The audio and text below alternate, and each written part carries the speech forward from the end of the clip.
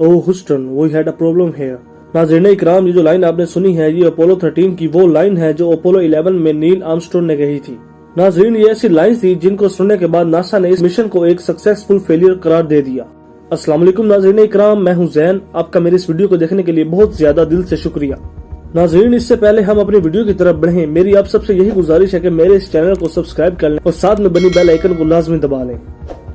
NASA का एक spacecraft जिसमें 3 एस्ट्रोनॉमर्स मौजूद थे, ये स्पेसक्राफ्ट चांद पर लैंड करने के करीब ही था कि अचानक ऐसा वाकया हुआ जिसका किसी को अंदाजा नहीं था। ये स्पेसक्राफ्ट दुनिया से 3,22,000 किलोमीटर दूर स्पेस की ऐसी जगह पर था जहां पर इन्हें पहुंचने के लिए पूरे 3 दिन लग चुके थे। स्पेसक्राफ्ट के ऑक्सीजन टैंक में जाने कौन सी खराबी हुई, वो ब्लास्ट हो चुका था। अब एस्ट्रोनॉट्स को ऑक्सीजन फराहम करने वाला टैंक ही तबाह हो चुका था, जिससे वो समझ चुके थे कि अब मौत पक्की है।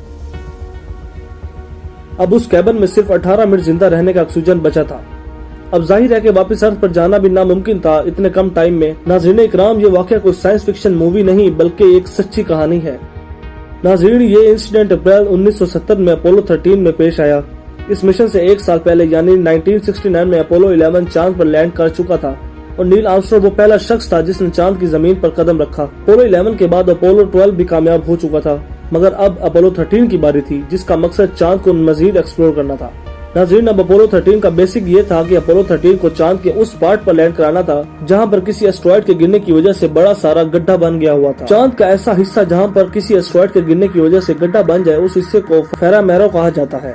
इस मिशन के कमांडर जेम्स लोवेल थे और इनके साथ 2 मॉड्यूल पायलट जॉन स्विक्टर और फ्रैग हेज भी थे। ये 3 अपने घर बार को छोड़कर 13 अप्रैल 1970 को अपोलो 13 के लिए रवाना हो गए। इस मिशन का आगाज फ्लोरिडा में वाक़या नासा के स्पेस सेंटर से हुआ। अर्थ के एटमॉस्फेयर से बाहर निकलते ही ऑर्बिटर सैटर्न वी रॉकेट के 3rd यूनिट SIVB से सेपरेट हो गया और चांद की तरफ निकल पड़ा। एस्ट्रोनॉमर्स और नासा टीम मेंबर्स को इस बात से काफी खुशी हो रही थी कि वो लोग सिर्फ 3 दिनों में ही चांद की जमीन पर कदम रखने वाले थे। लेकिन नाज़रीन, इन्हें क्या पता था कि इनके कंपार्टमेंट से कुछ ही मीटर नीचे सर्विस मॉड्यूल में क्रैक वायर ऑक्सीजन टैंक को टच कर रही थी। मतलब नाज़रीन, ऐसी हालत थी जैसे कोई टिकिंग बॉम्ब फटने की इंतजार में था। मगर अभी तक मामला ज्यादा बिगड़े नहीं थे और हालात तो उस वक्त बिगड़े जब आगे खाई थी और पीछे कुआं।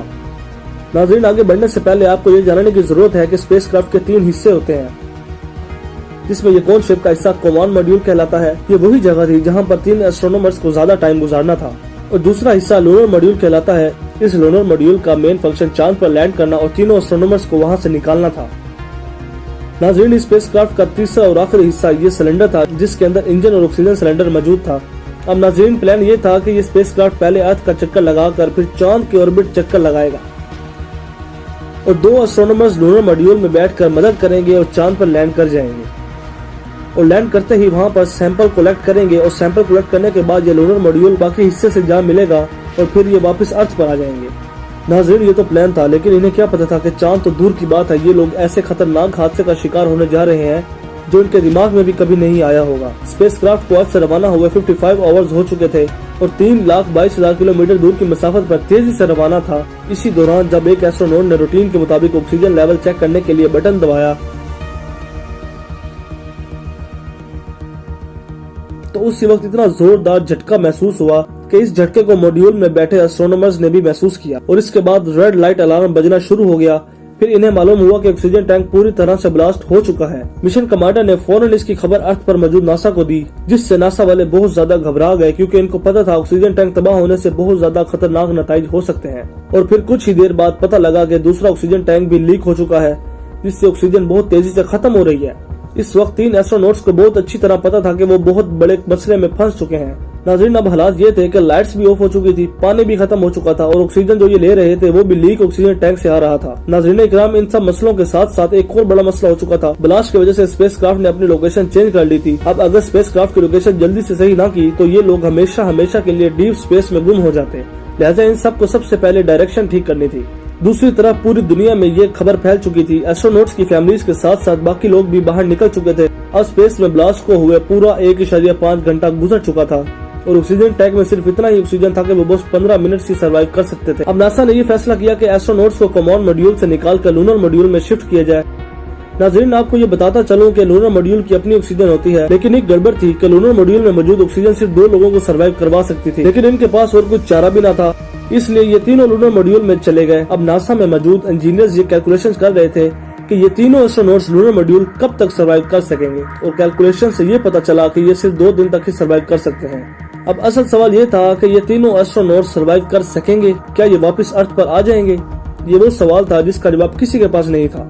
अपोलो 13 को सर्वाइव करने के लिए 2 ऑप्शंस मौजूद थे। पहला ये कि स्पेसक्राफ्ट का इंजन पावर यूज करके पूरे स्पेसक्राफ्ट को अर्थ की तरफ धकेला जाए, लेकिन इसमें एक मसला था कि इंजन फ्यूल के खत्म होने की वजह से बंद न हो जाए। और दूसरा ऑप्शन ये था कि मून ग्रेविटी यूज करके स्पेसक्राफ्ट को अर्थ पर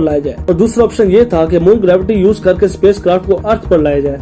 इससे बहुत कम पावर यूज होगी, लेकिन इसमें भी एक मसला था कि जब स्पेसक्राफ्ट चांद की ग्रेविटी को यूज करके चांद के ऑर्बिट का पूरा चक्कर लगाएगा, तब उसे ऑर्बिट से निकालकर अर्थ की तरफ धकेलना होगा और ये काम लूनर मॉड्यूल के इंजन की मदद से ही करना होगा। अगर आप नहीं जानते तो बताता चलूं कि लूनर मॉड्यूल का इंजन सिर्फ चांद से टेक ऑफ करने के लिए या लैंड करने के लिए ही होता है। अब ये काम लूनर मॉड्यूल के इंजन से पहली बार करवाना था।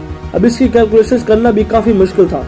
इन कैलकुलेशन में छोटी सी गलती तीनों की जान ले सकती है। अब नासा ने ये सारी कैलकुलेशंस करके स्पेसक्राफ्ट पर भेजी और लूनर मॉड्यूल पर बैठे एस्ट्रोनॉमर्स ने ऐसा ही किया जैसे उन्हें बताया जा रहा था। चांद के ऑर्बिट से निकलकर एक खास पॉइंट पर उन्होंने इंजन को बंद कर दिया, जिससे उनकी डायरेक्शन अर्थ की तरफ हो गई। अब नाज़रीन किराम, पूरे 2 दिनों के बाद स्पेसक्राफ्ट 32,000 किलोमीटर की स्पीड के साथ अर्थ के काफी करीब पहुंच चुका था। अब आपको एक और बात बताता चलूं कि कमांड मॉड्यूल ही अर्थ के ऑर्बिट में दाखिल हो सकता था, क्योंकि इसको इसी काम के लिए डिजाइन किया जाता है। अब इनको लूनर मॉड्यूल से निकलकर कमांड मॉड्यूल में जाना था। अब वहां पर सारे कंप्यूटर्स बंद रहने की वजह से कमांड मॉड्यूल का टेम्परेचर फ्रीजिंग पॉइंट से भी नीचे जा चुका था। अब कमांड मॉड्यूल में एंटर होने के बाद सबकी नजरें इन पर पड़ी हुई थी, क्योंकि अब इनको बगैर किसी कंट्रोल के अर्थ में एंटर होना था।